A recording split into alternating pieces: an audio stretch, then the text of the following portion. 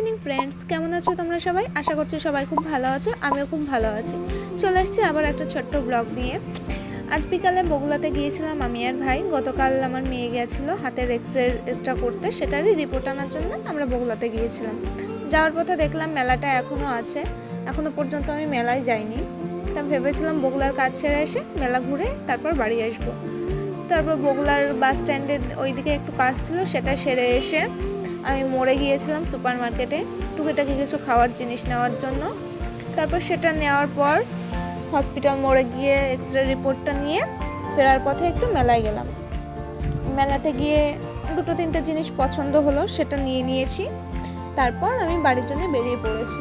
মা ফোন করেছিল, পুচকু কান্না করছিল, তাই একটু ব্যস্ত ছিলাম। বাড়ি আসার সময় আকাশের ভিউটা দেখলাম, খুব সুন্দর লাগছিল দেখতে। তারপর আমি বাড়ি পৌঁছে গেছি, আমার মেয়ে সিঁড়ির উপর দাঁড়িয়ে কান্না করছিল।